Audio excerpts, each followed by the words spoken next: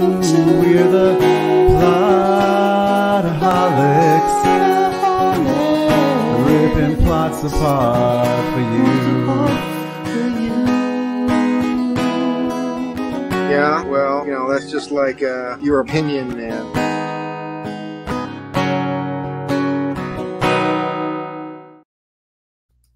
All right. Hey, everybody. Welcome to the Plotaholics Live. I am Shane Wilson, and as only has ever happened this one time, I'm all alone. Bryan is not going to make it today. He is on a special assignment, as they say in the biz. I think he's really just having to listen to his boss talk for an extra hour or two. So anyway, so we're going to get to it and we're going to get through it. And that is the way things go over here at the Plotaholics. I can't say that that the show must always go on because there are many, many times when it has not. But right off of the top here, I want to welcome you in, and I'm happy that you're here. As I said, Bryan not going to be with us tonight. So, you know, he's stuck at work, so our thoughts are with him.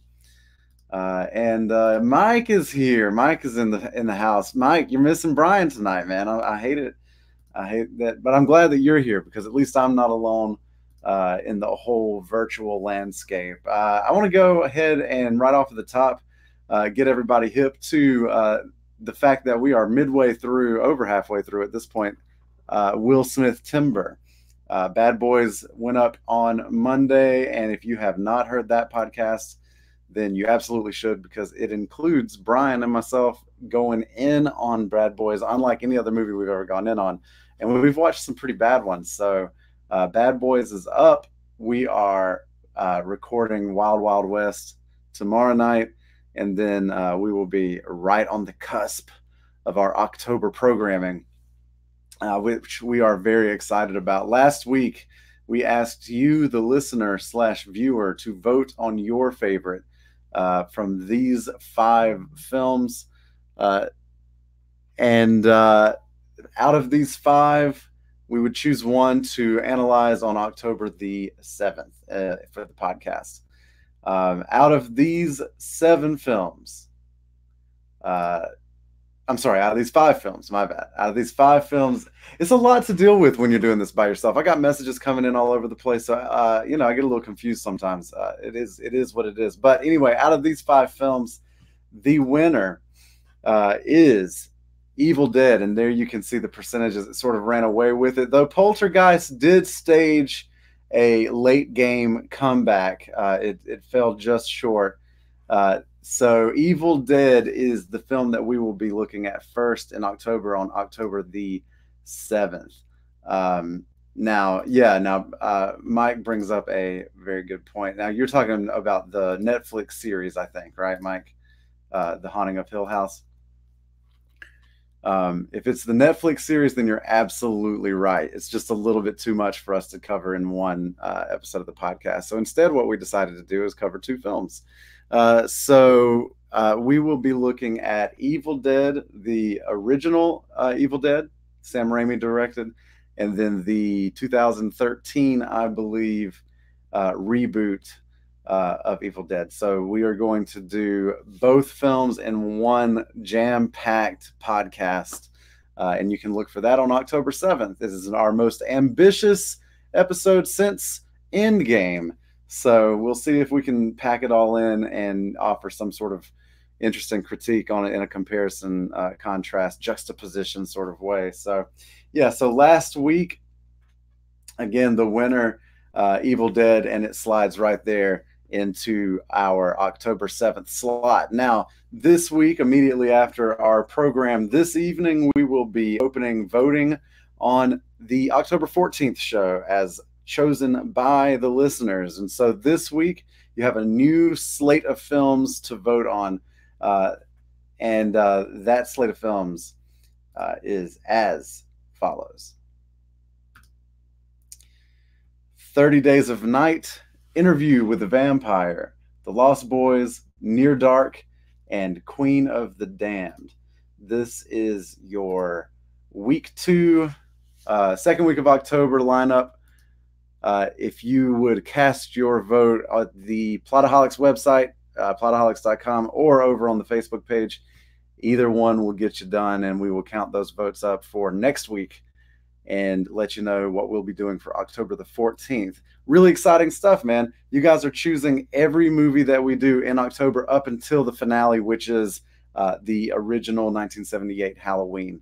So, again, get your votes in this week. That voting will open once this show ends, and it'll go all the way until about 6 p.m. next Tuesday. And that, again, a vampire-themed week here. 30 Days of Night, Interview with a Vampire, The Lost Boys, Near Dark, and Queen of the Damned, your choices for this week. And as we did last week, we'll have a feature up on plotaholics.com tomorrow that runs through all of those for you so that you can make an informed decision. We are all about informed voting here. Democracy is nice, but only if everyone isn't an idiot. So let's see. Is there anything else podcast related that I needed to get to before we get into today's pop culture news? Now, I am not going to do a full-on sweep of this thing like we normally would with Bryan here, but I did want to throw some things at you that caught my eye. First, let's get into a little bit of, we got some comments coming in on the voting here. Mike, man, that's a rough one. As much as I liked Interview with a Vampire and Lost Boys, I might have to go with 30 Days of Night. That was probably the best portrayal of vamps I've seen. You know, if something like 30 Days of Night ends up winning this thing, it's going to surprise me because you always sort of expect the classics, and I would lump Interview with a Vampire in with that into that category. 30 Days of Night is pretty recent. I feel like I was in college when that came out, but I'm not 100% sure. But you're absolutely right. The vampires in that one were pretty intense. So I would love to watch it again. It's been a little while. But yes, so over the weekend, we got some Jurassic World. I don't want to call it news, but we definitely got an update on Jurassic World when Colin Trevorrow released a Jurassic World short film on FX. This short film is set in between Jurassic World Fallen Kingdom and the as of yet untitled Jurassic World 3. The short film is called Battle at Big Rock. And if you've seen Fallen Kingdom, then you know that the implication at the end of that film is that the dinosaurs are sort of spreading all over the planet. And Battle at Big Rock is absolutely picking up where that left off. Battle at Big Rock focuses on a family out in their RV camping at sort of a campground. And they witness a dinosaur fight through the windows of their RV, and then they get involved as well. So it's an 8-minute film. It's on YouTube. All you have to do is go Google search Battle at Big Rock, and it is going to be there for you. And I think it is absolutely worth the watch. Super fast, but it definitely shows you that the world that we're going to see in Jurassic World 3 is a very different world than what we got in all of the previous Jurassic Park films. Also, the tone of this short film was right where I want the tone of these movies to go.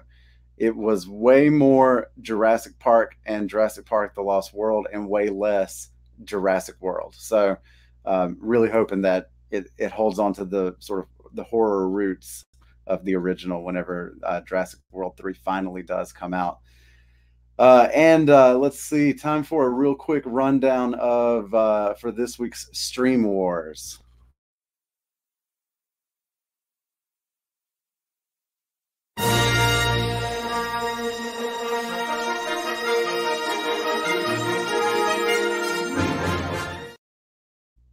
I really hate that Bryan isn't here this week to talk to me about all of the things going on in the Stream Wars. Today was a big day, and ultimately it was this news that made me decide to make not just, I was going to do a live show without Bryan, but I was just going to cover the podcast stuff, but it was the Stream Wars stuff that really made me want to cover some of the news. And the big leadoff hitter here is that NBC Universal has now announced its streaming platform name and details about that platform. They're going to call their streaming service Peacock as a nod to their longtime logo over at NBC. Now, when this thing launches, and it is supposed to launch in the spring, the once it launches in the spring, it's going to have 15,000 hours of content. That is going to include all Universal Studios properties, including all the Fast and the Furious movies, Despicable Me properties, a lot of other movies in that sort of vein. You're also going to get, this is as the new home of the every season of The Office, Parks and Rec, and a ton of other TV shows, including Cheers. This is really going. If you are into Netflix for the TV, NBC Universal is going to give Netflix a run for your money for sure because of all of the TV content that NBC has. 30 Rock, a ton of other stuff. So all of that information is out there, though. But these shows are going to stream exclusively on Peacock beginning in the spring or whenever their leases run up. It's also going to be home to AP Bio Season 3 and a reboot of Saved by the Bell. Now, this shit is wild. This Saved by the Bell thing blew my mind apart.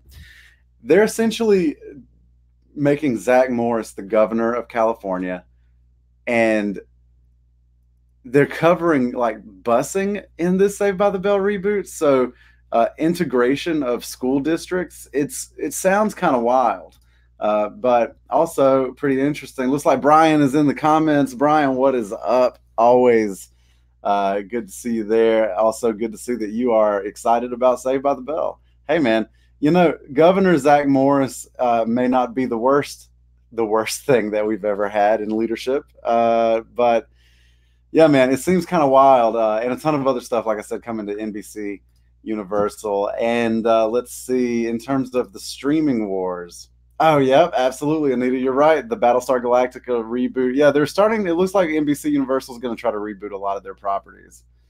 And yeah, Bryan, that's what I'm. Let me find the quote really fast if I can. I just had it pulled up right before I jumped on here, but I don't know that I'm going to have it. Anyway, let's see. See, this is when it's nice to have a co-host, because this is when you would be talking while I was looking up this Saved by the Bell thing. Let's see. This is from Deadline. Oh, Punky Brewster also rebooted, coming for NBC Universal. Battlestar Galactica, Punky Brewster, Saved by the Bell.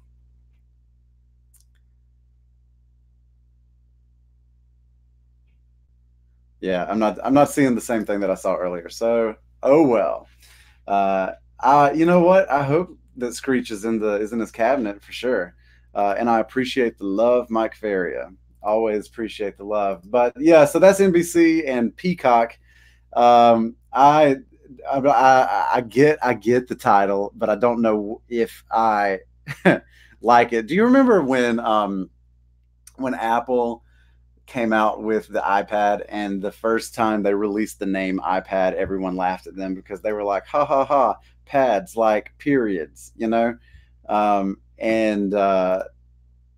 yeah, and Bryan is absolutely a great host. I feel sort of the same way with Peacock. I feel like of course, the peacock is a beautiful animal, but also, don't you feel like a lot of people are going to make a lot of penis jokes?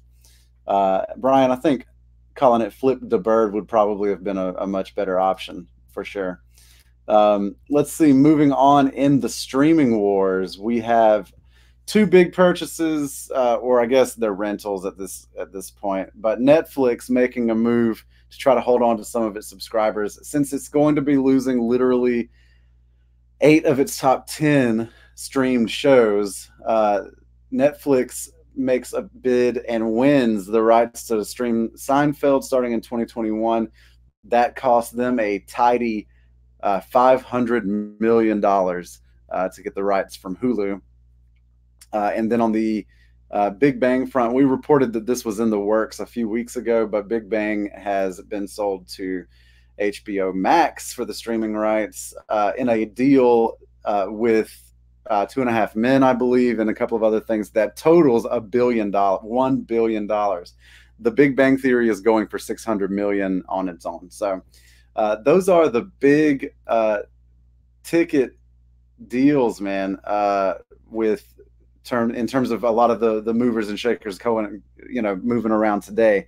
Again, NBC Universal is the big winner of today's version of the streaming wars, but Netflix making some moves. We like to make fun of people that are like real crazy about shows like The Big Bang Theory that we think aren't necessarily that great, but a ton of people watched that show. And a lot of people that maybe were going to leave HBO for another service, or people that were thinking about HBO, that's going to be the thing that gets them to buy into it. And the same goes for Seinfeld, right? If you were thinking about leaving Netflix, Seinfeld was an incredibly popular program in the 90s, and a lot of people will stick around for access to Seinfeld. So my money, man, I think I'm gonna have to go to NBC Universal. I don't know who I'm leaving. I'm not leaving Hulu because I'm getting Disney Plus. But a few weeks ago, Bryan made the observation that in 5 years, the streaming landscape will be entirely different than it is right now. And I completely agree with him. I think that if you look at the way the different properties are starting to shake out, and the way that the different companies and conglomerates are starting to make their own streaming services, I think it's clear that the landscape is going to radically shift. Amazon is probably going to always be a major player in the mix, but I don't know how Netflix holds on. Netflix has been spending its money over the last several years all willy-nilly, making all kinds of crazy, terrible programming. I mean, some really good stuff too, but also they just blew a ton of money on greenlighting just about anything that anybody wanted to make. So now they're having to increase prices in order to make ends meet, while new companies that have maybe a better business model because they watched Netflix work the kinks out, maybe they're going to have a better run. Also, I think that it's really important to note that Netflix kind of came in the back door, right? They rented a bunch of people's programming in order to get subscribers so that they could fund their own programming. Then they let those other properties go in hopes that their original programming will be good enough. All of these other people are starting with a ton of original content already. And in terms of Disney and Disney's conglomerate, ABC, Hulu, Fox, Marvel, Lucasfilm, ESPN, all of that, they have a ton of content. NBC Universal Studios, they've got a ton of content. HBO, Warner Brothers, they've got a ton of content. I don't know what Netflix is going to be able to do to keep pace, because I'm not sure that generating quantity is really the way to move forward. But anyway, man, that is my little monologue for you on a Tuesday. We'll get that poll up for you to vote in the next little bit. Again, just to remind you, if you're just joining us, week 1 of our October of our listeners' Halloween has gone to Evil Dead by a margin of 44 to 25%. Nearest contender there, Poltergeist, making a late game run. So that Evil Dead slides into the October 7th slot. We'll probably be doing a compare contrast original reboot episode for that. This week, a vampire slate of films. Mike Ferry is already throwing his support behind 30 Days of Night, which is, I mean, I don't know Mike that well. Maybe it's not surprising, but it's surprising to hear 30 Days of Night getting some support this early in the game. I expected Interview with the Vampire to be the Evil Dead of this week, but we'll see what happens. We will see what happens. As for the Plotaholics, I guess that's going to do it for us here on a Tuesday afternoon with an abbreviated Plotaholics Live. I've got to go make tacos. Bryan, I hope that you survive your meeting. Mike, thanks for hanging out. Anita, thanks for coming through. Everybody, thanks so much for all the support that you guys give us. Go listen to a podcast, tell somebody about it, subscribe on all of our different social media channels here, and we will talk to you again real soon. We're the Plotaholics, ripping plots apart for you. Yeah, well, that's that's just like your opinion, man.